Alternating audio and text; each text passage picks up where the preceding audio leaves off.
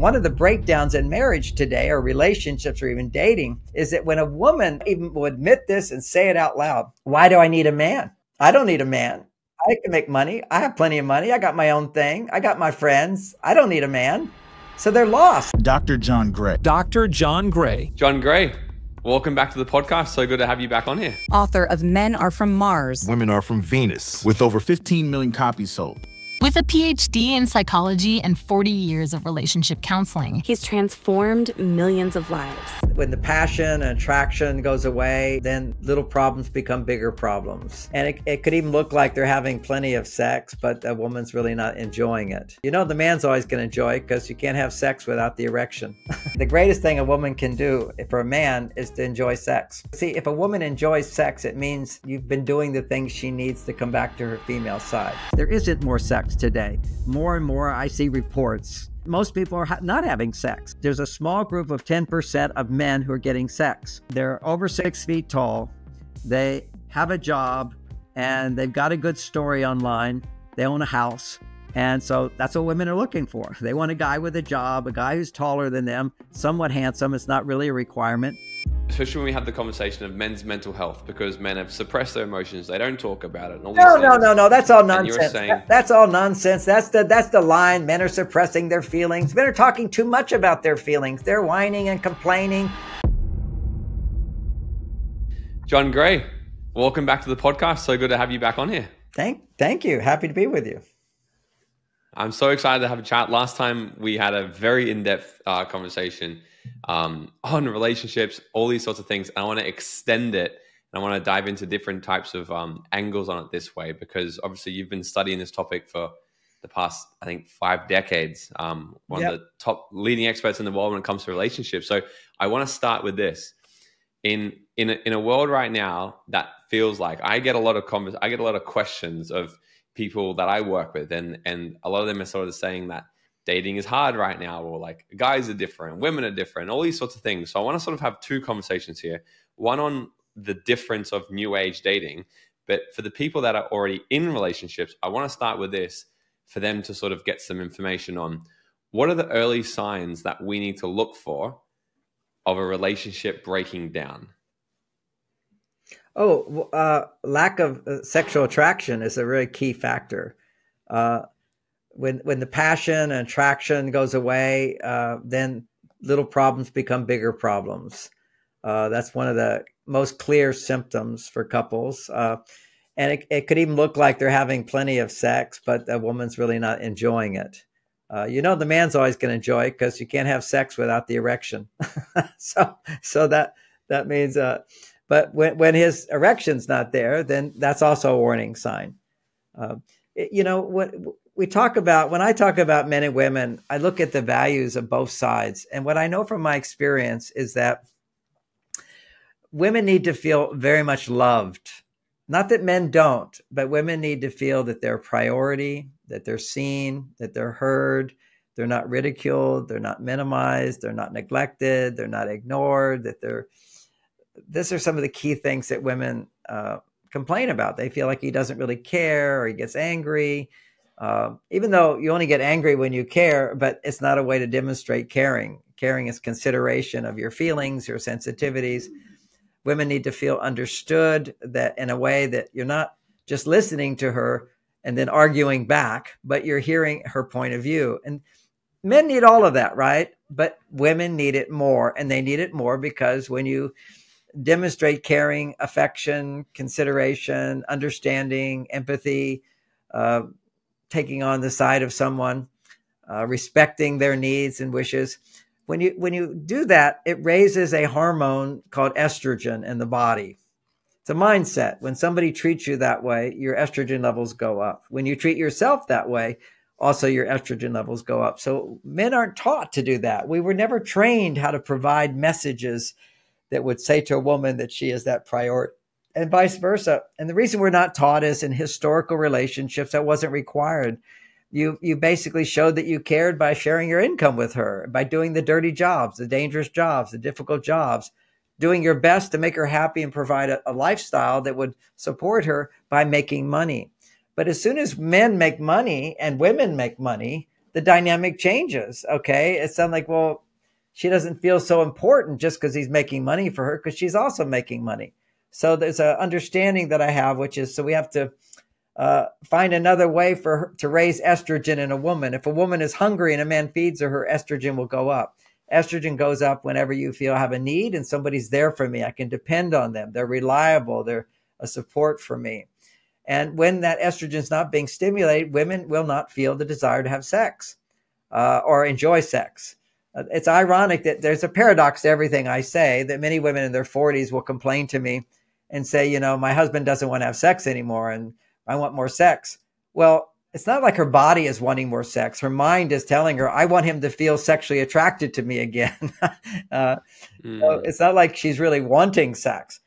She's wanting him to be sexual towards her, because when a man has an erection, he's interested in her, he's attracted to her. That is a symbol that in her presence, his testosterone has gone up. And testosterone is the hormone of well-being for men. We need to make 10 to 20 times more in a relationship. And when a man has good, healthy testosterone, nothing bothers him. The little problems here, little problems there doesn't bother him. And that is going to be evidenced by a good sexual relationship. Sex is so, so important. Whether a man admits it or not, most men will. Although it's not like people go, oh, you just care about sex? No, I don't just care about sex. It's just an important part of my biology. It's the sex center in a man is twice as big. Sexual arousal stimulates double his testosterone. So, of course, we need more testosterone than women. Otherwise, we're depressed and anxious and upset. And there's a real dynamic between men and women, and it's changed. So we need to have men need to have, you said, what are the warning signs? That's how I got off on this. If a man is no longer attracted to and turned on to his wife, she's not getting something she really needs, which is attention, affection, warmth.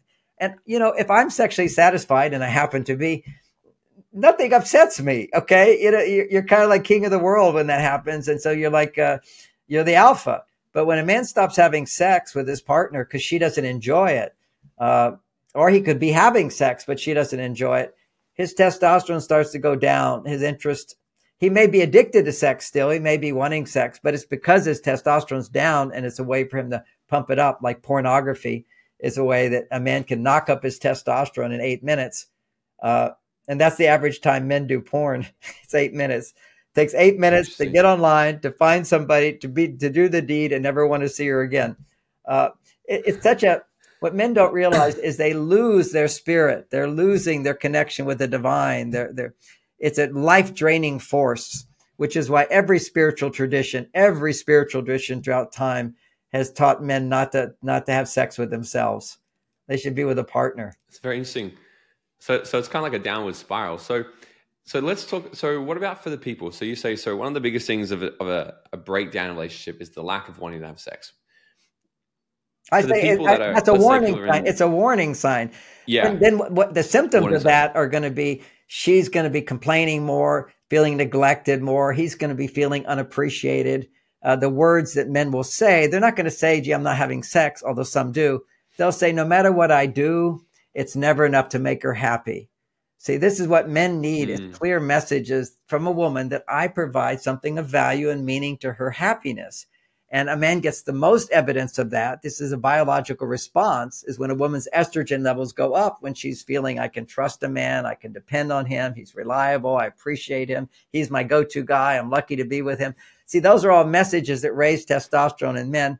And when she's feeling those things, you can see biologically her estrogen levels are going very, very high.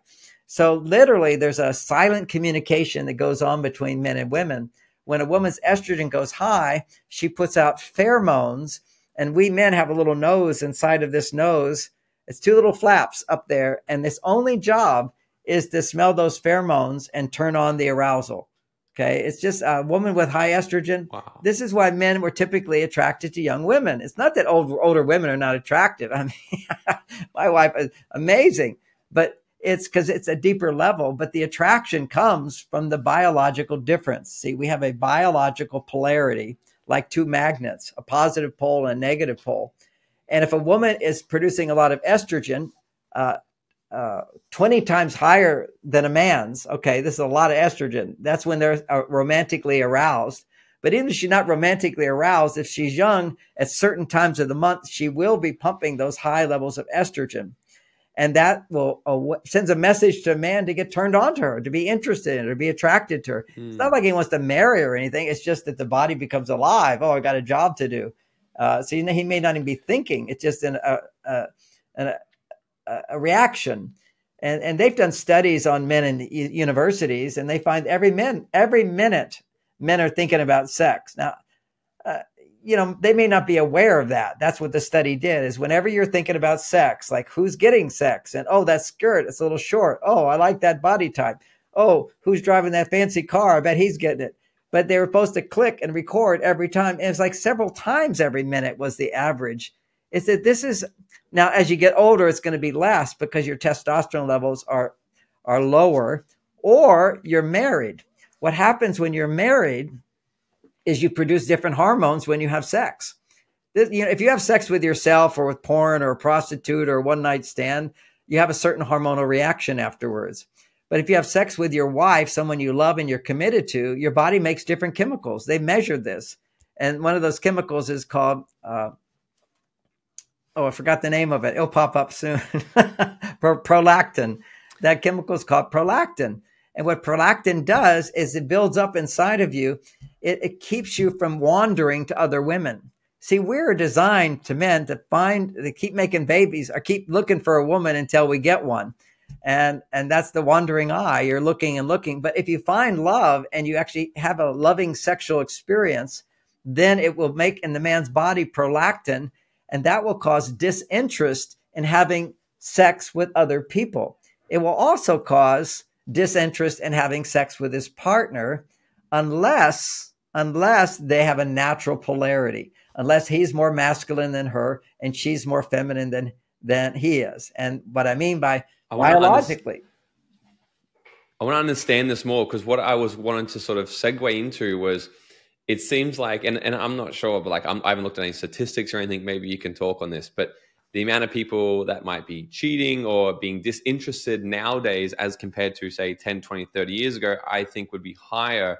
And if I were to say why, you look on social media. I was literally just watching things before we started this interview, and of like, back in the day, you would find someone in your village and you would mate in your village. But now it's like you have access to everyone on social media. It's like the options are limitless. You can get on any dating platform and there's people everywhere. You can post a picture and get strangers to like and comment. And what sort of role does this play in this dynamic? Because you're saying like once this prolactin is let go, it makes us want to stay here. So I'm really curious on this. What makes people, what sort of thing, what is this doing in our relationships, having all of these options?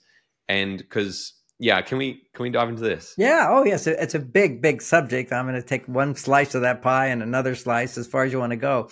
But historically, women are the gatekeepers. You can't come into my body until you earn my trust. You have to earn it. See, you had to, and in more recent past, it would look like a man has to get married. I'm 73 now, but when I was a teenager, I thought it was the stupidest thing, because I came into the world of teenager, we had free love. Okay, so I'm a teenager and I'm having sex. I don't have to get married. Also, I'm demonstrating against the draft. I'm not going to go to war. This was me as a male having the freedom to go to my female side. See, the male side, you got to get married. You got to earn money. You got to make enough to support a woman. So there are all these requirements before you could have sex. And I just thought it was so stupid, but now I understand it. See, I was just a teenager. The understanding is, I said, what does a piece of paper do? Well, the paper is just a symbol that you've committed yourself to this woman, and that this woman feels I can get what I need enough from you so that I could have a baby. Okay. Because see, if a woman's going to have a baby, having sex it's not just a pleasurable thing. It's an investment in the rest of your life. You could have a child. So there were consequences. Everything changed with birth control. When suddenly there were no consequences, then a woman felt more pressured to have sex with a man because he wanted to have sex. And if you said no to him and he thought that everybody was having sex, then he would get his feelings hurt and leave you. So, and then there's the other women who are like, just like me as a young teenager on my male side, moving to my female side. It felt so good to be more whole, free, to be all of me, which is what the kids are feeling now today. It's even gone to we all have freedom. We want freedom to be both masculine and feminine. The problem is going to my female side, I crashed. Okay. It made me depressed. And for me, I had to learn how to come back to my male side. And I did that. And I learned how important it is. And throughout my life, I've been teaching men how to strengthen your masculine energy. Because anytime you're depressed or you have anxiety, I used to have so much anxiety. That was just, anytime a man has anxiety, he's too far on his female side, as opposed to his male side. The male side, when you're producing a lot of testosterone, you have no anxiety, you have no fear, you have motivation, you don't procrastinate, you say, I'm going to do it, and you do it. And if you don't have those qualities, then you need to start setting goals and doing what you wrote down that you did. That's one example of one of the ways to increase testosterone. But what we have here, now updating all of that, all this choice, you would think that there'd be more sex. There isn't more sex today. More and more, I see reports. I don't know what's going on in everybody's lives, so I read as well the literature where people do these big surveys. And most people are not having sex, okay? And marriage, they've stopped having sex quite a bit. And also for single people, there's a small group of 10% of men who are getting sex. They're over 6 feet tall. They have a job, and they've got a good story online. They own a house. And so that's what women are looking for. They want a guy with a job, a guy who's taller than them, somewhat handsome. It's not really a requirement. And that he's got a job and he has some good story about him. Those 10% of for men. A safety thing, right? What's that? Well, that makes them feel safe. Absolutely. Security. I have a man, if you've got a job already, you're responsible.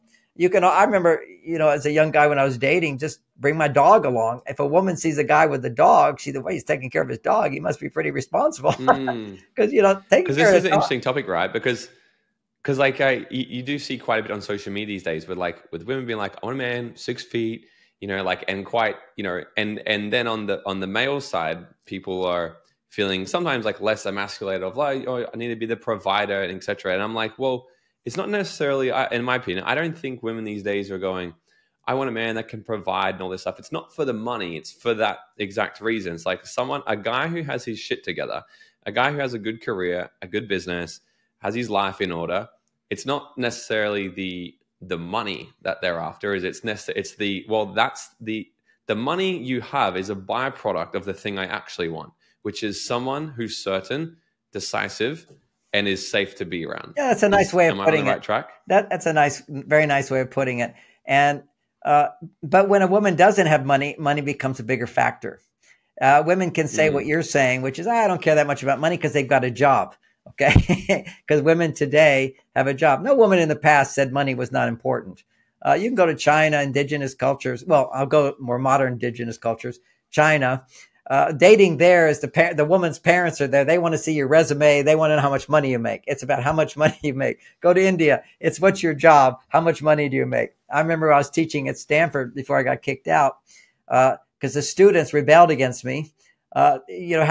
You'd see the audience would be, you get these girls who don't care about their looks at all. And then you got the pretty girls that care about their looks. They all love my stuff because they're all into relationship. And so this is one girl. She's saying, no, we're not that different. I'm just like a guy and everything. I said, okay, you can be like a guy, but tell me, if you were to get married and if a man proposed to you and you were in love and you're going to get married and you're going to tell your parents, I'm falling in love with this guy. He's great. What are your parents going to say? What's the first question they're going to ask? What do you think it is, Morgan? What's he do for a living? Of course. What's he do for a living? You don't want your daughter marrying some guy that's out of work. Come on. This is the history of humanity, is that men are the providers. Now, what we're saying now is one of the breakdowns in marriage today, or relationships, or even dating, is that when a woman, and so many women even will admit this and say it out loud, why do I need a man? I don't need a man. I can make money. I have plenty of money. I got my own thing. I got my friends. I don't need a man. So they're lost. They don't know what they need. Just like when somebody gets sick, they don't know what they need.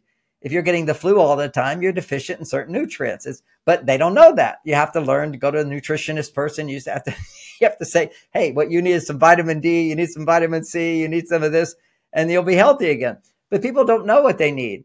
If you're a single woman and you want to have a man in your life, or you don't want a man in your life, you don't know what you need. So I'm for the general women, particularly if you're heterosexual, but even so many gay women, they basically say men are jerks. I don't trust them. I don't want to be with them. If they had a father when they were growing up, they would love a man. Not 70% of children in America today, 70% of homes of Black children have no father in the home. And almost 40 to 50%, depending where you are in the country, more so in the liberal states, the red state, the blue states, the fathers aren't there at home. So you grow up without a father in home. Well, you're not going to have a positive opinion of men. You've got a mother who can't trust a man, doesn't appreciate a man. What's a man good for? What are they used for? They have no idea. They're in a blank state. They don't know what they need. Or you're a woman and you have a job, you're independent, you're making money. Why do I need a man? Because historically, primarily, men would provide money. They provided security, which is safety. He's bigger than her. He's stronger than her. He could protect her. She could be pregnant and he would protect her. He would provide for her. See, these are biological responses inside of a woman. But when a woman, when she's got a job, now she's on her male side. When you have a job and you're providing for yourself, or you can provide for yourself, what you're making is testosterone. Anytime you're independent, I can do for myself. Look what I have to do for myself. And particularly if I have to do for myself. In the beginning, it's, I get to do for myself. And after a while, with the women I've all talked to, I have to do it. I'm stuck in this situation. So, and this is part of our economy has destroyed relationships. There's so many factors in this whole thing. The economy is such that it used to be my father could make $7,000 a year. And my mother could raise 7 children in a nice neighborhood, middle-class family. It was all, I never thought about money. I didn't have a new bicycle. My brother got my brother's bicycle, whatever, but everything was fine. There wasn't this fear of money everywhere and inflation happening everywhere. But you know what happens as soon as a woman has a job? As soon as a woman has a job, inflation occurs. That's just the reality, because now you've got double the amount of money that the income can have to the family. Well, what inflation is when there's more money in circulation, prices go up. So instead of paying, when you buy a house, you're going to buy the best house you can find based upon how much money you can make. So as soon as there's more money, people are making more money, double the money, the value of houses doubles. And it just continues that way.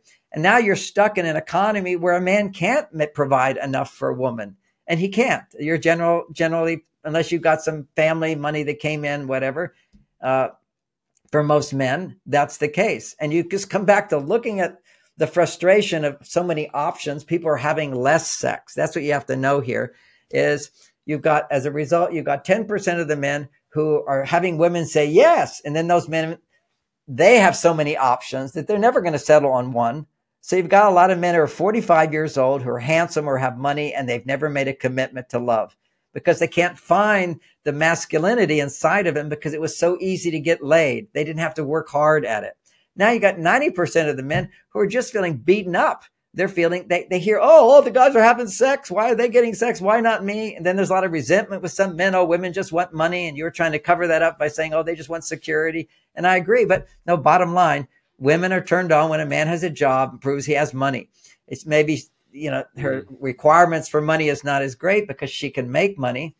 But then what happens? If she can make money, she doesn't need him to make as much money. So why does she need him? Well, that's what I'm helping women to understand is that the more independent you are as a woman, the harder it will ever be for you to get married or have a happy relationship unless you've learned new relationship skills that give you an awareness of what you need to come back to your female side. And there's nothing more powerful than a man to help you go from your masculine side to your feminine side if you have relationship skills to motivate him to do the things that you need to feel more estrogen going up in your body. And nobody disagrees with me that women today are having a huge problem with their hormones, as well as men. Their testosterone levels go down 1% every year. Not every man. I'm 73 years old. Mine are 50% higher than when I was a young man. I'm having more sex than I've ever had. My friends who are in their 70s, they don't get erections when they wake up because they don't have the relationship skills, and their wives don't have the relationship skills of how to make love, the importance of sex, the importance of communication, the importance of men being different from women. It's polarity. It's, see, in the beginning of a relationship, Morgan, just the newness, if there's some sexual attraction, it's being fueled by a certain level of chemistry. But the big part of the chemistry is the newness of the relationship, new and sexual bodies and kissing and touching, all that potential. It raises a man's testosterone. It doubles his testosterone, just the newness because of the dopamine. And for women, dopamine, if she feels safe, women have a little more requirements, but if she feels safe and it's a new relationship, then her estrogen levels will double. So now you've got the polarity of he's more masculine, she's more feminine, and what's like two magnets coming together. And as they get closer, the closer they come, it's like electricity that happens. That you can have for a lifetime. If you can't have the free attraction, which you get with the dopamine. Dopamine will always go away in a marriage. The free dopamine, because of familiarity sets in. You get to know each other. Routine sets in. There's no newness, so that you don't get the free surge of testosterone. But with communication skills and mindset and lifestyle changes, men can pump up their testosterone. Women can pump up their estrogen. They can communicate in ways that will do that. That maintains the polarity. And I call those biohacks, hormonal biohacks, which is what I say, what I do, what I eat, time I go to sleep. All these things will either increase or decrease healthy hormone balance in a man or woman.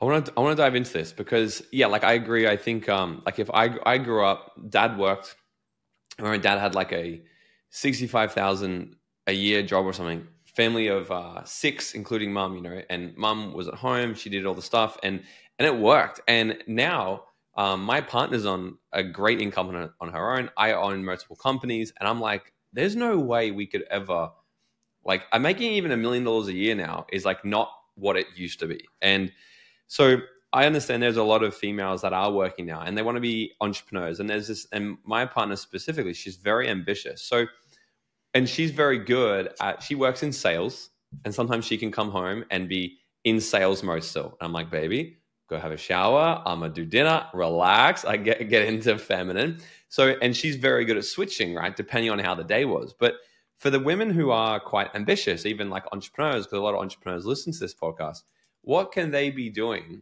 when they do come home, when they switch off? Because to be on entrepreneur mode and to grow there and be ambitious, they've got to tap into that testosterone building, as you're saying, right? Yeah. So what can they do to sort of flow back into a feminine state and allow more natural estrogen to be, pumped so they can get it back into a better polarity in their relationship? Can we start with that? And I'd love to talk about what men can also do to grow some balls and grow some more testosterone as well and bring this dynamic back. That's what I love doing, is giving people these biohacks, ways that what you can do to help her go back to her female side, her estrogen side, find that balance, and what women can do for men. Okay. So, ultimately the greatest thing a woman can do for a man is to enjoy sex. If she just enjoys sex with you. Because see, if a woman enjoys sex, it means you've been doing the things she needs to come back to her female side. If you're not producing estrogen, you can't enjoy sex if you're a woman. For men, you just need testosterone and some estrogen for sure. Estrogen, ironically, if men have no estrogen, then they can't get an erection. But if they have no testosterone or low testosterone, they can't get an erection. You need to have both testosterone and estrogen for a man to get an erection in the presence of his partner due to some response she has. Okay, so, but your question is, what are some of the biohacks for women? First of all, you making dinner for her. That was a great biohack. You also creating the space, encouraging her, honey, why don't you just go take a shower, have some me time for yourself, and then I'm going to make dinner for you. Anytime you do something for a woman that she could do for herself, you will produce estrogen. So let me just emphasize that one concept. So then from concepts, you can see all types of activities different for one person or another. But the concept is when a man does something for a woman in the past, okay, in the survival mode where women are dependent on men for survival, any activity that a man does for a woman that she can't do for herself will produce high estrogen. Okay. If she's hungry, she has no money, you feed her, she wants to have sex with you. Meaning she feels so grateful and so much love that she enjoys being with you. Her hormones are up, so her body wants it. Okay. So that's just reality. That's tested out. That's science. When a woman's estrogen levels, like before ovulation, if she's still young enough to not be stressed out, at ovulation, her estrogen levels will have doubled. And 3 days before that, she'll start having her testosterone, which is desire for sex. One symptom of testosterone is desire for sex. Her desire for sex will increase as her estrogen levels go to these high levels. But the difference between a woman and well, what's unique about women is they don't have to wait to ovulation for their estrogen levels to go so high. An animal does. A female animal can only have those high estrogen at the time of ovulation. But you can take her on a romantic date 10 days before her ovulation, and you can raise her estrogen up to where she wants to have sex. You can treat her with such respect and such support in the relationship where she could want to have sex every day practically. I'm not saying that as a pressure, as a goal. I would never put that pressure on my wife. We certainly don't have sex during her period time. It's a time for her not to be thinking about all that. And some women might want, but generally in traditional cultures, you don't have sex during that time. And that's really good because it gives you time not to be having sex. If you are having a great sex life, why not do it every day? Well, you also need a break from it. We need a break from everything. You know, part of healing the body is having fasting occasionally. All cultures have fasted occasionally, at least fast for breakfast and dinner or something like that. So or skip one meal or maybe 2 meals. You know, there's different traditions on that, but cleansing the body. But you also have a relationship. You need to have sex and not have sex. And depending on the kind of sex, you can only have so much sex. Here's a biohack, which is when you don't have enough distance between having sex, a woman's sexual potency takes time to rebuild. A man's sexual potency takes time to rebuild fully up. That's also part of that prolactin. You know, when you're a younger guy and you're having impersonal sex, you're not mature enough to even know somebody when you're having sex with them. Your body doesn't make that hormone prolactin. Or if you're having sex with yourself, your body doesn't make prolactin. Prolactin lowers your interest in sex. So, but basically, we have so much sexual stimulation today, and a guy has sex with his wife on a Saturday night, then he has sex on Tuesday, and he has sex on Saturday, and that becomes the routine. And over time, it becomes once a month, and then it becomes once every 2 months. And this was happening in marriage. And what I suggest is just some wisdom you might take from this one study I'm going to quote. They took guys who had sex with their wives on Saturday and measured their testosterone. And when they're having sex, testosterone goes up. Then after, when men release, ejaculation, but people are uncomfortable with that phrase, so I'll just say release. So when a man releases his life force, his testosterone will go down. Okay, so it goes down. Now, then if on Tuesday he has time to rebuild and it comes back up and he has sex, and then after having sex, it goes down. His base testosterone goes down to baseline. And then on Saturday, when he wakes up, it's at baseline. But if they have sex later, it will rise up. Now, what happens if he has sex once a week? If he has sex on Saturday night and abstains from release for 6 days, on the 7th day, his testosterone will be 50% higher. That's a biohack. So you can have sex during the week, just don't release. And that's another biohack, which is learning for men, learn how to edge appropriately so you don't get blue balls, but to make love with your partner and not every time release. Now, having mastered this in my own life at 73 years old, I never release. Occasionally, I get a little greedy, but too much. But ultimately, if you don't release, what happens is you never separate from the woman. Your energy stays together, and that will keep her in the mood.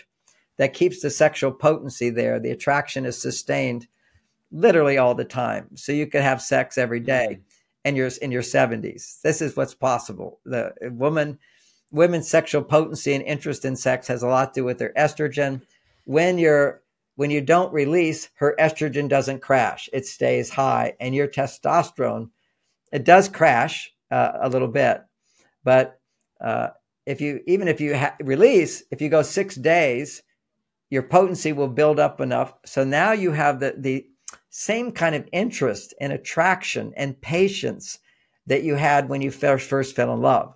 Because the dopamine in the beginning of the relationship gives you that extra 50%. Dopamine goes away. You don't have that 50%. And women will say to me, oh, why can't he be like he was in the beginning? Well, he doesn't have that 50%. And that's so powerful. So it's so if you have too much sex, you lose your sexual potency. And then it becomes an addiction. Sex becomes an addiction to sort of temporarily for 8 minutes or 3 minutes, get your potency, feel your potency, but it crashes. And all of that multiplied times 10, if you're a guy and you've got a girlfriend or a wife and you're having sex with her on Saturday night and she's not interested in sex on Tuesday and you do it with yourself, you just lost all your potency. And your potency is what wakes up a woman's energy, your interest, your aliveness, your testosterone levels that rise in her presence. See, that's the whole thing. You could be working out in the gym, your testosterone's going up, but you're not having it go up in the presence of her. But just having your wife, you know, your wife's talking to you, you start feeling like, oh, can't wait to make love with her. You know, there'd be times, I remember when I was young, I'd be so surprised because I've learned how to listen to women without interrupting. That's another fix. That's an estrogen stimulator in a woman. Get her to talk more. Most guys want it to talk less. Now get her to talk more without rushing her to a point. Don't interrupt her. Ask more questions. Oh, tell me more about that. What else? Help me understand that better. I want to know more. Okay. Most guys are kind of like, when are we going to be done? Let's get to the point. What do you need from me? Okay. So instead, gently encourage her to share more. Now, the entrepreneur woman, quite often, unless she's really good at coming back to her female side, she's kind of like a guy. She didn't even want to talk about work. So there's some women who are still enough in their female side that want to talk about work. But some women, they don't want to bring it up. They're like a guy. See, it's healthy for you, Morgan, as a man to not talk about work when you get home. And now we've been, 30 years ago, 40 years ago when I'm teaching this, women were all complaining. I say to my husband, how's your day? He says, fine, good, nothing, no, how are you? Fine, nothing. Good. We had nothing to say. But now these feminized males, which our culture has feminized men too much, which is we're supposed to talk about our feelings, and women are asking us, he should talk about his feelings, and you can't have love grow unless you talk about whatever's going on inside. Men don't need to do that. Women need to do that. So psychology has completely become biased towards what do women need and little understanding of what men need. I mean, literally, most of these books that are written on relationships and psychology, they're by psychologists. And who talks to psychologists? Women. 90% of the people that go into counseling are women. So, of course, he has a one-sided view. For me, I understood what masculinity was about simply because I grew up with 5 brothers. I was a monk for 9 years, all men around me. So women were like from another planet. And it took me a while to understand women. And when men hear this stuff, they go, wow, I didn't realize that. Sometimes we feel guilty for not taking our space. Men need a lot of space. And that's another dynamic for more sex. It's distance. The old saying, distance makes distance makes the heart grow stronger, whatever it was, fonder. Yeah. This is so interesting. But yeah, because this day and age, especially in the personal development space and the men's space, and especially when we have the conversation of men's mental health, because men have suppressed their emotions, they don't talk about it. And all these things. No, that's all nonsense. You're saying, that's all nonsense. That's the line. Men are suppressing their feelings. Men are talking too much about their feelings. They're whining and complaining. What's up, Dream Nation? Have you ever wondered how far ahead your life would have already been if you had got access to this type of content at a younger age? Look, this is why I need your help. I'm trying to build the #1 personal development platform out there to teach you guys the tips, tricks, and attitude of what it takes to live your dream life, and to bring the type of education that we all wish we had in school. This show only grows by word of mouth and new subscribers, so it would mean the world to me if you could smash that subscribe button right now, leave us a 5-star written review, or drop a comment below and share this episode with a friend. I would be forever grateful. All right, now let's get back into this episode. They're not helping a woman express her feelings. That's what we need to learn how to do, is listen to women and make it safe for women to express how they feel, and your feelings are going to be fine. It's the whole thing about not expressing feelings. First of all, a little boy up to 13 years old does need to express feelings just like a little girl. We don't have testosterone then. We have the same level of testosterone as a little girl in our childhood. See, there's so much gobbledygook out there. So if a man has got strong emotions, okay, he had a traumatic first 12 years of his life. It's his past. We know that in therapy, that anything you're feeling now, 90% of it is your childhood. And you don't know that unless you've been in therapy and whatever. And you can talk about it. For men to go in their feelings, if something's really upsetting me, I need to go back to the past when something upset me and go back further and go back further. That's where it really coming from. I mean, so I'm a guy, I like here, my wife died, Bonnie, of 32 years. Okay. I grieved for 2 years. Okay. I was quit working, quit doing everything. I was depressed, wanting to kill myself, but at the same time, knowing I wouldn't. Okay. Keep it in mind. I'm very clear. I have to go through the process. And all those feelings come from deep, deep attachment to her, which is very similar to the attachment a baby has with its mother. Okay, so the childhood type feelings are going to be triggered. And when it's a big loss, of course, men need to talk about their feelings because they're way on their female side. But they need to analyze. That's part of it. You have to analyze and problem solve. Why am I feeling this way? And let me disprove the emotions. Let me challenge them. This is called a form of therapy called rational emotional therapy, which is where you challenge any negative emotion. Very, very good for men. So if you want to know why men are messed up, it's not that they couldn't talk about their feelings when they were children. They're messed up because their father did not treat their mother with respect, and their mother did not fully appreciate their father. That's where our mess up comes. The messed up, all this stuff about talking about feelings, that's for girls. That's for women, primarily for men. There is, when it comes up, you do have to talk about it. There's no question about it. But you need to balance that first by feeling much better by building testosterone, working hard, using your muscles. I heard something very funny the other day, which that was there's so much research now showing that when a man feels successful, his testosterone goes up. So obvious. But, when his football team wins, his testosterone goes up. When his football team loses, his testosterone goes down. And now they've done studies showing that when you have a man answering questions and they tell him he did the best score, his testosterone goes up. And then when you tell him he didn't do, even if he did the best, you tell him, no, you lost, his testosterone goes down. It's the messages we get from our environment that say, are you a success? Are you not a success? Now, you could grow up as a little boy. If your father didn't feel successful, you'll absorb those feelings of inadequacy inside. And when you're feeling like I failed, it will activate those feelings. So if a man's going to talk about his feelings, it needs to be his past, not about what's going on now. And what he should do is he needs to realize that men only feel bad when they're too far on their female side. If you understand, you can't have negative emotions if you're on your male side, and you have female emotions, your estrogen, if you have more testosterone than estrogen, think about this, more masculinity, and your female side is awake, but not too much. Then you'll have positive emotions, confidence, happiness, enthusiasm. If your estrogen becomes too high or your testosterone becomes too low, and therefore your estrogen is too high, then what happens is you procrastinate, you don't follow through, you get irritated, you get annoyed by stuff, you get mad at your partner. Ironically, see, people think the opposite. They all think, oh, angry men or aggressive men or high testosterone. No. When a man is aggressive or angry, his estrogen levels are flaring and his testosterone is going down. There's something called aromatase, which causes his testosterone to convert into estrogen when he loses confidence. You can see this clearly with the guys in the gym that take their testosterone and then their balls shrink and they can't make testosterone anymore, but they can take the pills and they can take the injections.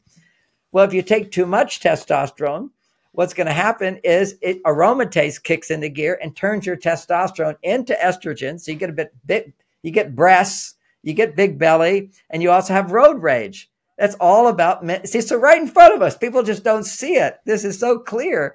is that when men become feminized, anything that's producing more estrogen and testosterone has a negative effect on men. Now, let's not carry this to the nth degree. I'll be spending time with my granddaughter. One of my granddaughters is just a year and a half. And I'll spend like 3 hours playing with her. She's only a year and a half. There is so much love. I mean, babies, they just radiate love. And she has so much joy inside of her. And she says, she's so happy to see me and all that. My heart swells, right? Any grandfather knows this, or any father knows this. You love your little being here. So love is estrogen. So with all that love going in my body, feeling all that love, after I spend time with her, I become exhausted. Okay. I become totally exhausted because my testosterone, I'm not doing stuff for her. I'm just being with her. It's more of a being experience. That's estrogen stimulation. So I become exhausted. This conversation, Morgan, I could talk to you I've already talked for 7 hours today, for example. I never get tired talking about solving problems. This is all in my mind. I'm helping people solve problems. So solving problems increases testosterone. When a man feels I make a difference, he's confident, if he has self-esteem, testosterone goes up. It's just an attitude. It's a mindset, but it's also, I can have that mindset and sit in my room and do nothing and I'll be depressed. I have to actually be helping people. What is the purpose of life for all the suicidal men out there? Go out and help somebody. Find somebody who needs your help and help them. Your mood will go away. It's do something. Men, rather than talk about how I'm feeling, my life has no purpose. I feel sad. I feel not good enough. Okay. All right. A little bit of that. Fine. Now go do something. Go help somebody. Do something where somebody says, thank you. I'm so glad you're in my life. That's why marriage is so, so meaningful to men. So meaningful. All these shallow relationships, they just end. It's everyone is just knocking you down after another. Meaningless sex. It destroys a man's whole life force. They age. The number one cause of heart disease, the biggest killer of men. What is it? Low testosterone. They don't tell you that because they don't have a cure for it. You can't take testosterone and cure heart disease. You have to make testosterone. If you make testosterone, you're healthy. Yeah. What happens in a relationship biochemically with the hormones when it comes to initiating sex? In your opinion, who should initiate sex to create the best hormone balance, men or females? Well, men. My wife says I'm the most amazing husband in the world. I probably am, but I'm sure there's some other really good ones out there. I'm only so amazing because I understand women. I understand how it's not difficult to provide what women need. Most men have no idea what I'm talking about here. Even when I say it, you got to read my books and see all the biohacks. There's so many. I just mentioned a couple. Now, she says, but you're so generous. You're so giving. You're there for me. I say, honey, you think, I'm so free. I'm very, very selfish. I'm a very selfish person. I know that if I want sex, happy woman who wants to have sex with me, just as much as I want to have sex with her, I have to do certain things. I have to do certain things.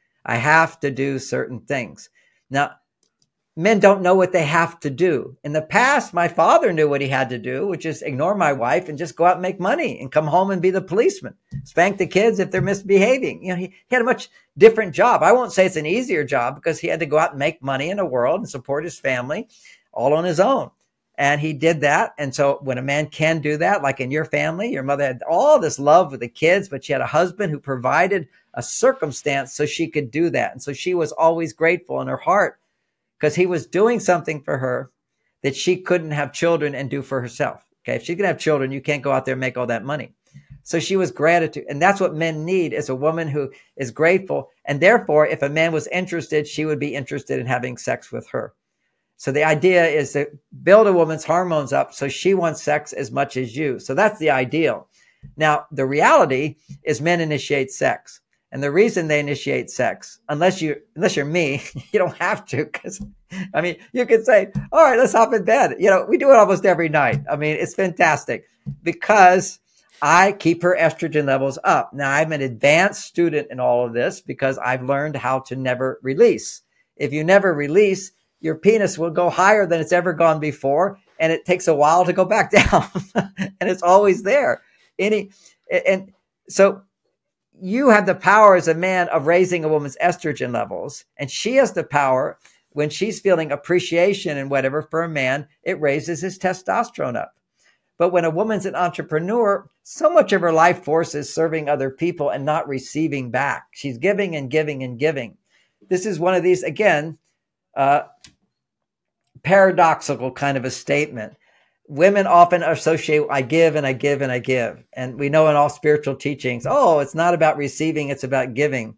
No, it's about receiving so that you can give.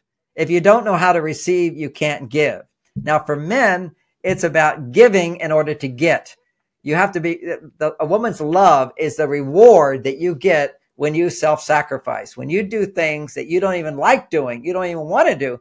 But if you make her happy, you want to do it. So that's hard concept for the women listening. So I want them to understand this. We don't want to do anything we don't have to do. This is a gene inside of men that women don't have. It's actually, we have the giving gene, but it's been overridden by the Y chromosome. We have 23 genes and they're functions that women don't have. And those 23 genes, they override many of our female genes. That's their function, is to stop us becoming too feminine. And this is our genes. Now, our genes will do it, but culture can also tell you not to be feminine, or can tell you and knock it out completely. Our culture can tell you to be more feminine, and then you can adjust to that. What we want is a culture that teaches men how to be masculine, not to be feminine. And what we have is this whole all this stuff about making masculinity bad, which is pushing down the masculine, and that will only result in men becoming more feminine. But when men are more feminine than masculine, these are the symptoms. They're easily angry. They're irritable. They lack of motivation. They get passive. They lose sexual interest. They do have sex with themselves. All this addiction to porn. All of this is men being on their female side. Now, what is female side? Remember, independent is more your masculine side. Dependent is your female side. Now, I'm dependent on you. I'm on my female side right now. We work, we do things for people. We're dependent on opportunities. We're dependent on food. We're dependent on sleep. Everybody's dependent. Suddenly the word dependence for women has become this evil, awful word because it can be too dependent. You don't want to be too dependent. You want a balance between I'm independent and I'm dependent. And think of what happens whenever you're independent, you're making male hormones. Whenever you're dependent, you're making female hormones, or one of the major female hormones, which is estrogen. When you're doing what you like to do, what you enjoy doing, you're making progesterone. That's for women. They have to, at different times of the month, they need to be making more estrogen. At other times, they need to be making more progesterone. And so, this is I have a whole book on this, by the way. It's called Beyond Mars and Venus, where I explain how women's hormone systems are, how men's hormone systems are, what you can do for yourself as a woman to raise your estrogen levels up. Most importantly, what you're doing to sabotage. Okay, sabotage is something maybe some people consciously sabotage, but it's unknowingly sabotage. And entrepreneur women, since you brought that up, they don't realize, and unless they have that time to take her shower when she gets home and her husband who's helping her, if they don't learn, a lot of men don't do that, Morgan. And women have to learn how to ask.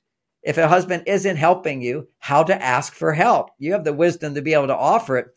But I say even better is think about, again, this whole thing of what was romantic in the past when we were at a level of survival, which means women were dependent on men for their survival to a great extent.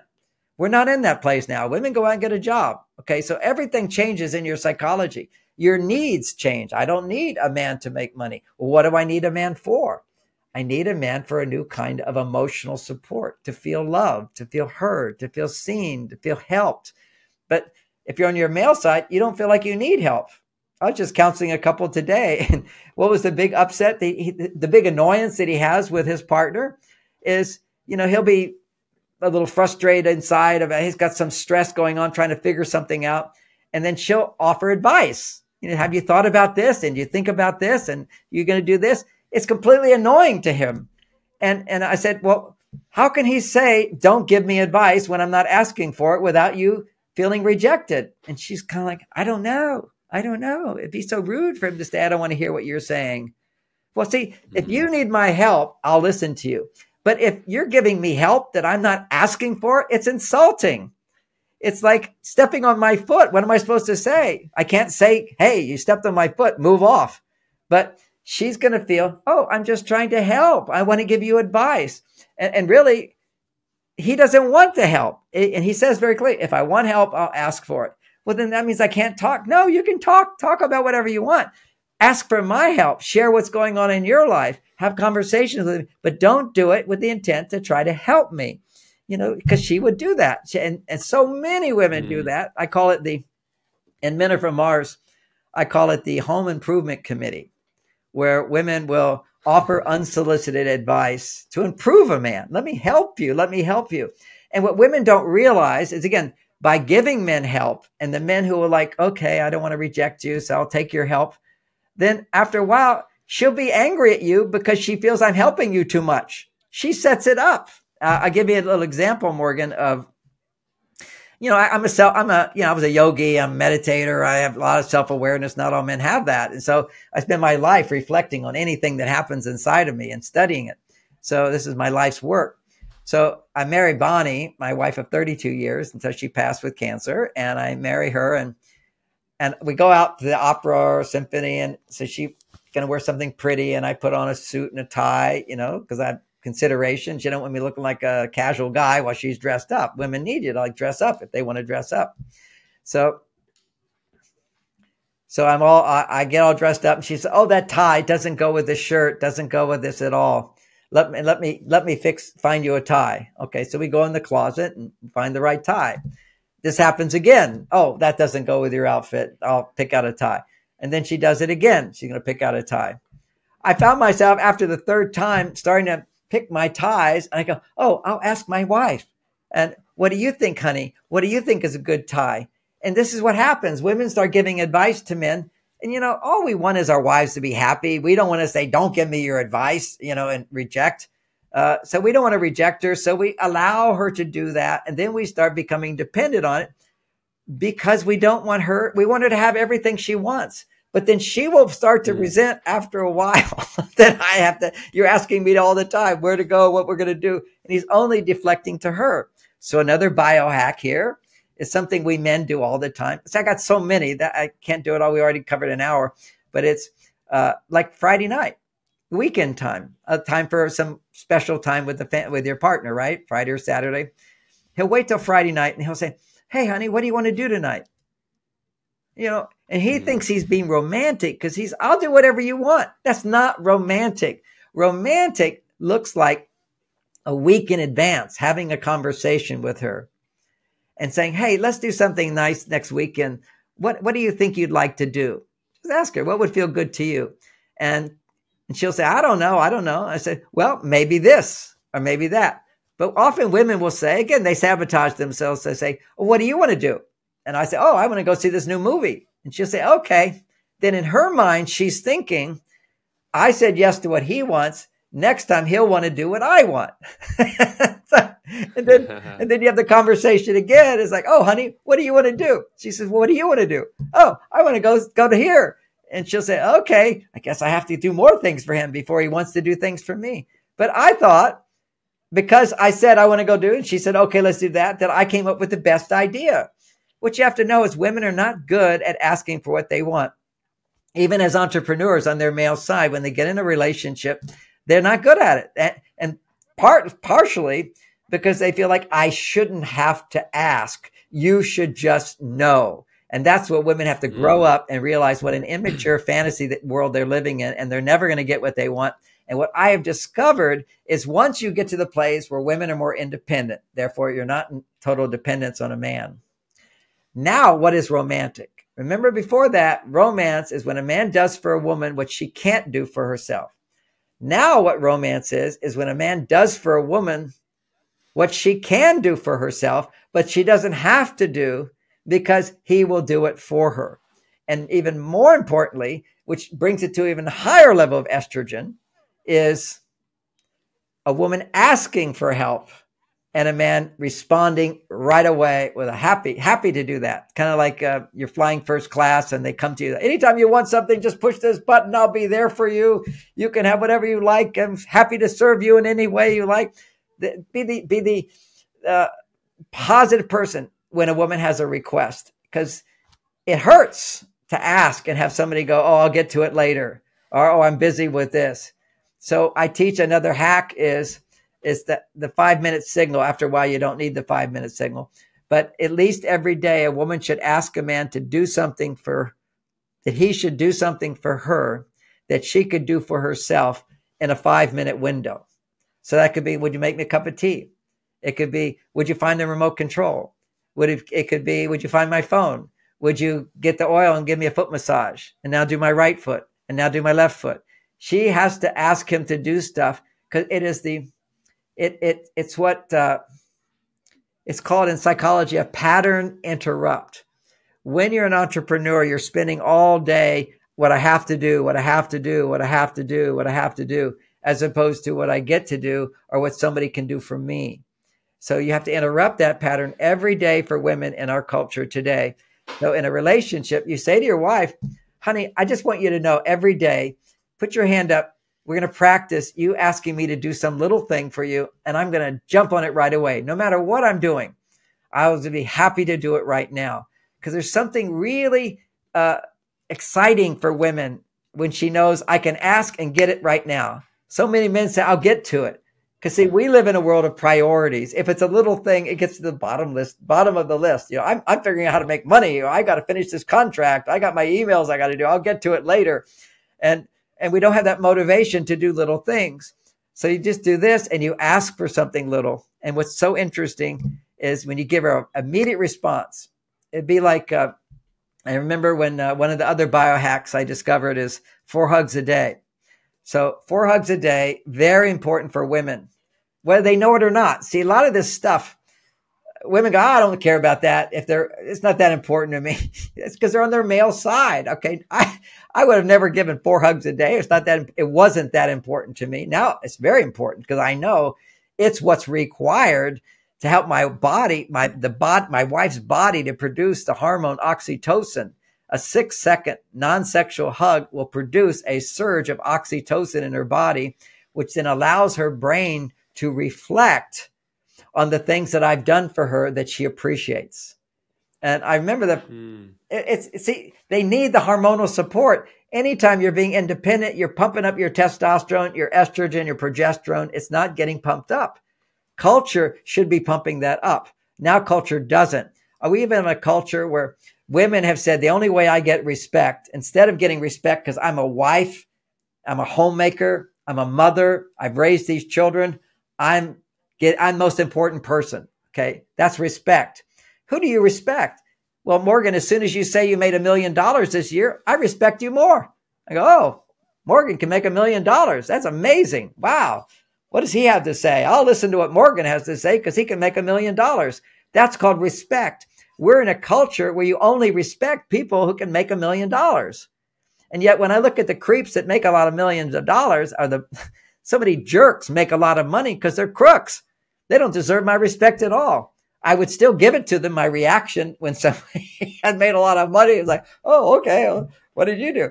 But the reality is women have missed out on that respect. That got lost a long time ago. And that's part of why women went to their male side in order to get respect. Because the biggest need that women have is messages. And more important than messages are one thing. Words are cheap if it's not followed up by action. Action that respects a woman. And what would that action be? You're making dinner for your wife. That's a wonderful thing. That's action that respects her. Says, look, she's tired from the day. I've got some energy. I'll do that for her. I'm not saying all men should make dinner for their husbands. You can find out what works for you. I rarely made dinner for my wife and family. Sunday morning, I made eggs on toast. That was my famous father thing. My kids are now doing it with their kids. It's very sweet. The eggs on toast. I had a way my mother would do it for me. But if ever my wife was exhausted or tired, I said, honey, if you do not want to cook dinner, I will cook dinner. Just tell me you don't want to cook dinner and I'll go get food. I'll take us out to dinner. I make money. So if I don't like cooking, I can make money to cook. But at the same time, there's something that happens for women when they see men doing things for them. Now, in the past, when you're in survival mode, a man is doing things for others to make money, to bring the money home for their wife. The women would take it personally that he's working hard for me. Women no longer can take it personally as much because they're also working hard. So it's kind of like, so what? I'm supposed to be excited you made some money. I made money too. I'm going through a grind to do that. So she has to find inside of her the part of her that's more sensitive, more feminine. And that's when men do little things for you. Lots of little things. Yeah. So I've got all these little hacks, but the best one is when she will ask for it. That's the 5 hand in the air. Honey, would you do this? Yeah.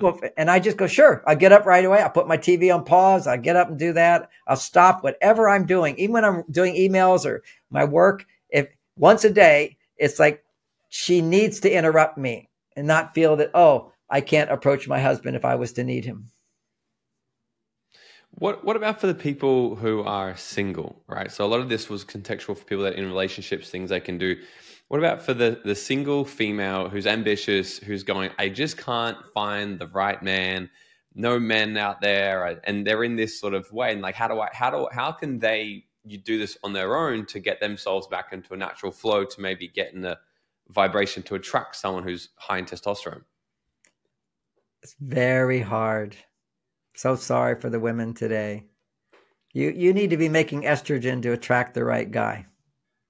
And if you're not making enough estrogen, you could be pursuing the wrong guys. This is just what happens. The men that you're pursuing are almost always the wrong guys. The good guys who approach you, if you don't have a lot of estrogen, they're going to seem boring to you. These women, and they're never going to be good enough. These women say, I look everywhere, all the best men are taken. No, the best men are out there. They're always there. But you don't see them because your hormones are not being produced where you see that, oh, I like this kind of a guy. Because when your estrogen is low, you're attracted to a man who's not available. That's it. You're attracted to somebody you have to please. See, as a man, when I'm on my male side, I'm attracted to a woman who needs my help. Okay, that's it. That's why you're attracted to a woman. She needs your help. There's something she needs from you, and you go, I can provide it.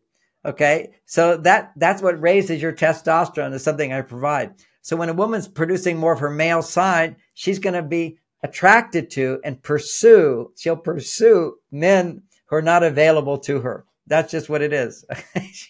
It's not like a man who has anything to give her. See, if she's on her female side, she's only attracted to men that can give me what I need. But she doesn't feel what she needs, which her brain becomes hyper picky, hyper judgmental, hyper critical.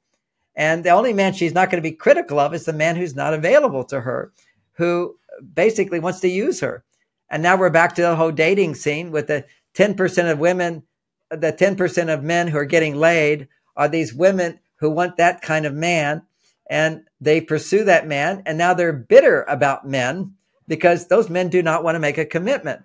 If you've got so many women saying, yes, yes, yes, yes, it's very hard to feel a real connection with a woman, because to feel connection for a man, he needs to feel I earned it. I made it happen. I pursued and I did it. There's a place of I took action and I got what I wanted. If you think about your life, Morgan, just when you told me you made $1 million, such a sense of pride, I can make $1 million in a year. Oh my gosh, that's just so amazing because you do it. Nobody gave it to you. If you look at some of the most dysfunctional people of men, not so much with women, this is a male thing. A man who is out of work, so he can't do anything to make money. Okay. Man out of work, can't do anything to make money. He's going to have the worst behaviors. Okay. That's it. He's violent. He's depressed. His estrogen. Remember, violence, aggression only happens when a man is weak on his male side and his female side is too high. So that's where the anger comes from. And I don't want men to feel bad because they get their angry. We're all on our female side today. Our culture has demasculated us. I wanted to tell this funny thing I just recently heard. They did one study showing that, when a man is solving problems successfully, his testosterone goes up 7%. If he fails, it goes down 7%, just to see the fluctuations. Well, if a man is chopping wood, it goes up 20%. So this is the actual act of chopping wood. It's more primitive. It's man solving problem, because you only chop wood to provide wood for heat for the home. And I'm reminded of, one of the times my wife and I, we had a vacation home. It was a ranch, and it was new, and it didn't have a lot of good heating, double pane glass, and it was winter and it was cold. And we were kind of arguing on the way up. This is when we used to argue and not get along so well. And we got there, and the little house was too cold, and there was wood, and we built a fire. And just sitting next to the fire, because we were so cold, we had nothing to argue about. Because see, we suddenly went back into survival mode, where I was providing and making the fire, and she was feeling the fire. And also, you're out in the woods. Women are going to feel more vulnerable. This is amazing stuff to bring out the masculine side. So women who think there's not enough men are attracted to the wrong men, the unavailable men. It's because you don't trust that I deserve the right man. And deep down inside, you're not aware of that unless you're in therapy. But that's what's behind it, is when you feel I deserve, you're actually able to see the men who can give you what you need. Otherwise, they seem very boring to you. So what do? Wow. Start dating. Don't pursue men at all. Only date the men who you're not turned on to, you're not excited by, you're not like feeling it's so important to get this guy, but you have a guy who's really interested in you, who's kind of boring, and you practice new relationship skills. And he's only boring because you're not in touch with your feminine side, which is happy and joyful and fulfilled. Your brain is too critical. And I know many of my clients, they're such lovely people, lovely women, people pleasers, delightful, but inside they're hypercritical of their husbands. Okay, just hypercritical of men. And you go, how could somebody be so bubbly and positive? Because inside, it's just a cover-up. It's a people pleaser, because I don't trust that people will be there for me. So this is learning how to come back to your female side, getting a man to start doing these hacks for you, which I explain in my books. And my dating book, I explain, and that's a whole nother hour, Morgan, if you really want to go into dating. Yeah. But to simply put, I wanted to give a simple answer. You have to learn how to come back to your female side. So one hack when you're on your female side and you're dating is don't look for the perfect person. Don't look to find a mate. Don't pursue. Instead, take what you can get, because somebody's more interested in you than you're interested in them. That's the first step. Go on dates with them. Don't have sex with them. Just go on dates with them and practice being feminine. Okay. Because the reason you're single is because you're in your male side. So what does it mean to be feminine? It's very hard. If you have a challenge being on your female side, you definitely don't want to be in a relationship with a guy for a while who you want to be with, because now you're trying to impress them and you want to make sure they like you. And that causes you to go to your male side. Because you're already on your male side, you stay stuck there. So find somebody who wants to please you more than you care about pleasing them. That's A. 2, ask for what you want. Never go on a date that he wants to do. Say, this is 3 things I'd like to do. And for married couples, I say to my wife, what do you want to do? I'm not going to ever do that. I'm going to say a week in advance if I want it to be romantic. Let's plan something next week. Women love when you plan things. Gives them a chance to prepare for it, get ready for it, think about it. Their estrogen levels go up as they're thinking about it. And give me 3 things and I'll pick. Because that's also, you need to pick the date, because then she doesn't feel the pressure that you're going to like it or not like it. So give me 3 things you'd like to do and I'll do that. Because the date is me providing something for you that you could provide for yourself, but you don't have to do it. So typically what dates are is you go to a restaurant, for example. Well, she can cook for herself, but she didn't have to cook for herself. Somebody else is going to do it. You go to a hotel room. Well, a hotel room, somebody else cleaned the sheets. Somebody's going to clean up afterwards. You didn't have to anything to do with this. Don't worry about anything. It's just all done for you. Things that you could do for yourself, but you don't have to because you're staying at this hotel.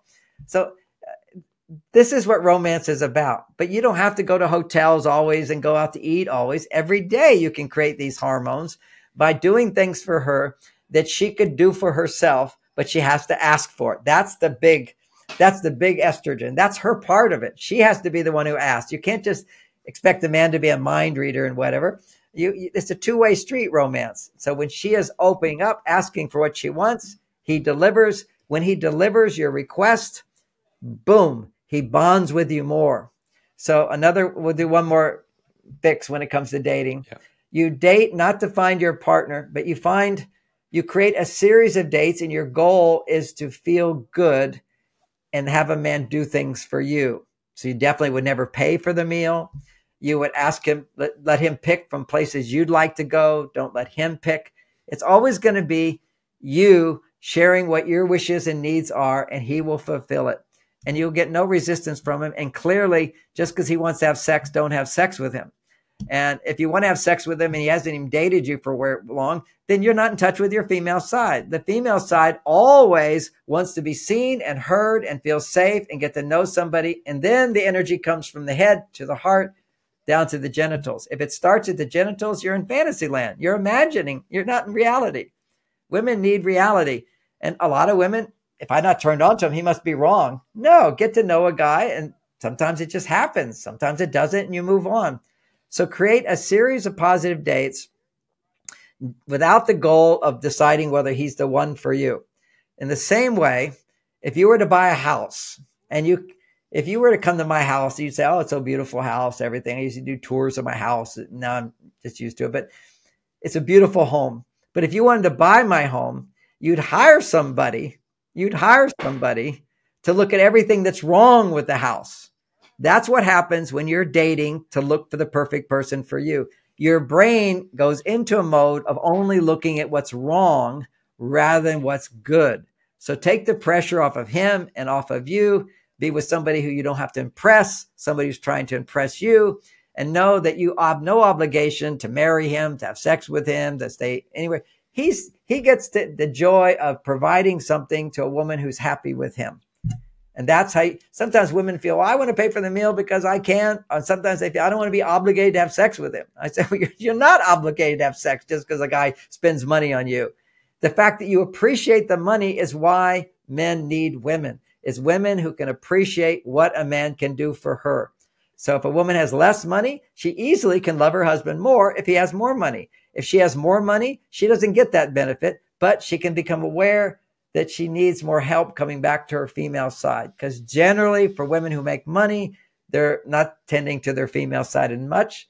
And a man can certainly help provide that for you, but you have to learn how to educate him and ask. John, this has been amazing. There's so much in this, and clearly you've put this all into your book. So where can everybody find you on social media and check out all of your collection of books? You've got a new one you're writing as well. So where can they find everything you do? Well, don't think about the new one. A lot of what I've just said as well is in my book, Beyond Mars and Venus. It's at Amazon, Beyond Mars and Venus. Let's say that the best course I would recommend for women, and if they're in a relationship with a man, he could take this course with her, is Understanding Men. It's at my website. It's a 6-week program that women can take. And if they have a partner or someone they're dating, it's fun to do it together, but it's primarily helping women to understand men, how to communicate with men, how to interpret men correctly, how to bring out the best in men, what to do when men pull away at the dating stages and in the marriage situation. It applies to everybody. Wonderful class. That's at marsvenus.com. When you go to the website, just going there, you get a free class, which you get that right away on the front page. I can only teach so much in an hour, but there's a big part of nutrition that goes along with having the right hormone balance. It is very physical hormones. Behavior triggers hormones, but also certain minerals will trigger hormones. And so there's a mineral product I have with a lot of adaptogens, things like ashwagandha and saffron and bacopa that are known to lower stress levels. Because whenever your stress levels go back down, your hormones are starting to go back into balance. So just the biology of these ingredients will lower your stress. But then there's something called orotic acid, orotates. And these orotates go into the brain and they help the DNA to correct itself. Because once you've been on your male side for a long time, or a man who's on his female side for a long time, the DNA adjusts itself. It makes errors, and that becomes your automatic go-to, kind of like a habit. So to break that habit, You need to have the DNA self-correct itself. And most recent research is showing uric acid actually goes into the DNA and helps the DNA to correct itself based upon new behaviors. It doesn't do much if you don't change your behaviors, right? So it's not a drug that just affects you. But you change your behaviors, it becomes new habit much faster. It becomes easier to do, becomes your go-to place. And that product's called elemental orotates. So you can read about that there at marsvenus.com, marsvenus.com. The nutritional support there, you've got to. And I used to have a whole health food store at my website of 40 different products I recommended. A lot of people teach it now. I don't need to teach it. There's so many good people out there.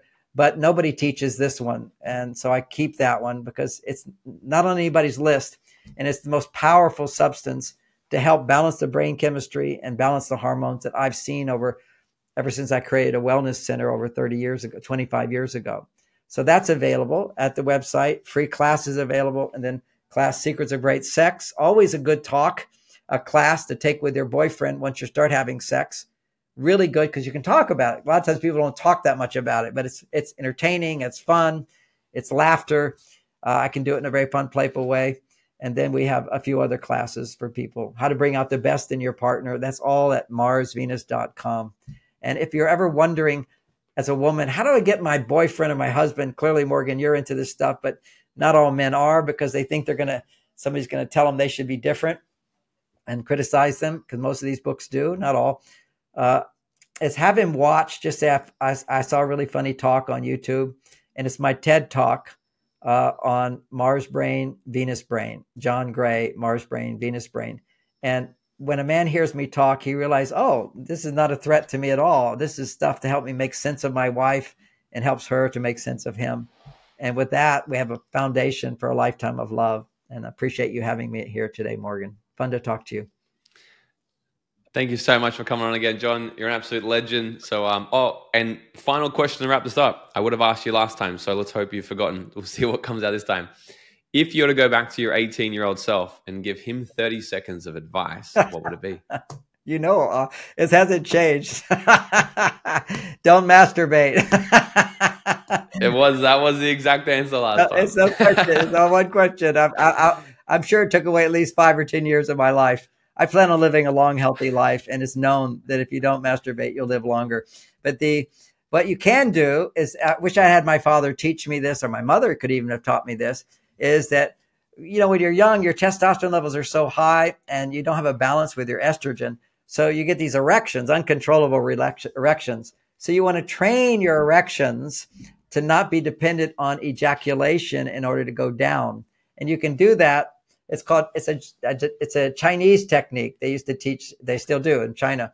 You get an erection, instead of ever going up and down on it, you just look at a clock and you stroke up on the top part of it, not the bottom part, up and down. It's just an upward movement like that. And that will gradually calm your penis down and it will become soft again.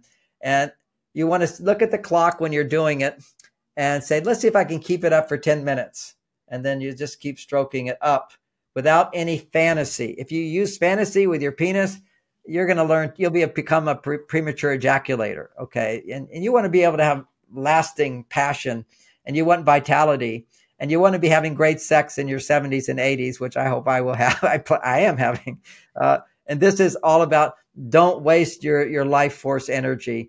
You have vibrancy, you'll have more charisma, you'll have more power. It comes from that. And, most guys understand that afterwards you don't feel good. And the problem here is that our culture says, oh, guys, you don't feel good after doing it because everybody tells you it's bad for you. You shouldn't do that. No, you instinctively feel shame and feeling bad when you do something that's not good for you. Your body tells you it's not good. It's not healthy to do that. It's just an addiction.